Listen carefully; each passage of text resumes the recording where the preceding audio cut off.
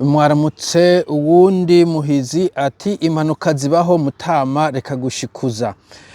Jewe musaza nkunze gushikuza ndagerageza nkavuga ivyo numvise, ivyo nabonye, ivyo nibaje ko ari bihuha nkabidismissinga nkurikije ukwimvira kwanje. Nk'akarorero kuri accident nakuyemo abavuga ngo ni prime yahaturiye, nakuyemo abavuga ngo ni coup d'etat, nakuyemo abavuga ngo ni sabotage, nakuyemo abavuga ngo ni M23. Nja mfata ko ari incident yabaye mu bubiko bw'ibigwanisho nkuko twavyumvise kuri information officielle. Aho sinasikuje mugabo wamuhizi wewe uvuga ngo accident ziraba, yese impanuka ziraba, iyo zibaye inyuma yaho barakora ikintu bita postmortem.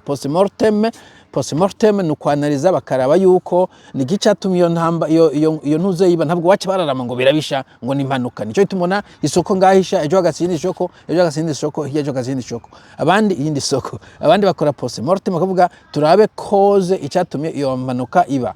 Ico gihe bagashobora kugipreventinga, hagi basanga isoko y'Ibujumbura yahiye, bagasanga ba projet yo mu Kamenge basanze kumbure araba feasible yashaje, ari ahantu babika essence batagomba kuyibikaho, n'importe quoi, mugabo ifasha preventinga izindi cause isha canke darufitire ko bisubira kuba. Nico kintu postmortem ikora, cause yabayihe hanyuma tukirectifie.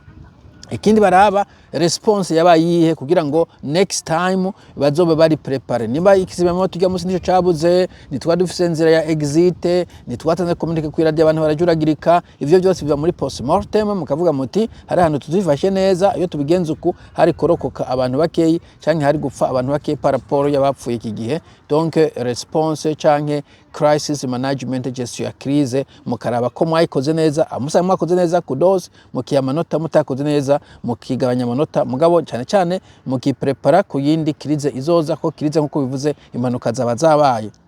Okay, ikindi bakora muri postmortem nukuraba est-ce que ni kihe twokora kugira izo mpanuka ntizizosubire kuba, haba muri communication, haba muri entretien y'ibikoresho mufise, haba muri gusubiriza ibindi bintu vyashaje, haba kuzana ibizinamyoto vyinshi, n'importe quoi. Mugabo mon frère, kirazira ko hapfa abantu nk'abajya. Okay, kiza ko abantu nkabajya mu abantu mwe, haba ibigwanisho vy'igihugu vyagiye vyinshi, mugabo yakaje mvuge ku bantu igwanisho no naje mwe kumubikoresha. Okay, muzobekena ko mburundi munsi ngucu uvuga ngo impanuka zirasanzwe. Iya wabuzemo wawe wari kwemera yuko uno cette fois impanuka itasanzwe. Okay, ijya simanuka isanzwe aho umuntu aba yijyame munsi akazana bambi muciye kuru imuguye ko iyo simanuka isanzwe. Mon frère, iyo simanuka dorurage nizo zisanzwe, nazo nyene umuntu apfuye haraba investigation, abantu bagahano. No munsi na ku telefone umuntu yaguye yagize accident, umuhungu ntawe uzi ko azokira, umukobwa akagongo kavunitse yarika atinyagaza. Accident iyo yagushikiye numenya ko ikomeye, so kirazira ko mu minimiza accident yahitanye abantu. Okay, impanuka ziba ni ya mpanuka y'umuntu yatsitaye akagwa hazi hanyuma akavyuka akabandanya, ni wa muntu yatsitaye akamena inkono hanyuma akabandanya, ni wa muntu ashoye amagi akamumenekana hanyuma akabandanya, ni wa muntu je ne sais pas agonze igiti mugabo akaguma ari muzima. Kuvuga ngo impanuka nizisanzwe hapfuye abantu, iyo ni careless, ubwo n'ubube gito, ubwo n'ubu shamba. Umuntu yapfuye ugomba kunama ukawugira ucyunamiro uditurabaje n'ivyabaye.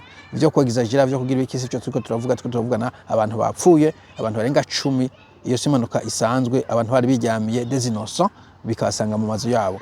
Kandi ucuvuga ngo reka tuvyihoze ngo tugezaho, no kuvuga ejo hazopumuka ikindi, hijaje ikindi, abantu bagomba bapfa ko musate kuvuga ngo impanuka zamazabaye. No, iyo theory ni wawe, je theory wanje, il faut que hagize kiba abantu bakora investigation, enquête, bakaraba umuzi w'ikibazo, mbere bibaye ngombwa ko harimo abantu ba responsable bagahanwa kugira ngo ejo abazosubira bazokore neza, baproteja ubuzima bw'abana b'abantu kandi ababuza babo bumve sense ya justice mu gihugu.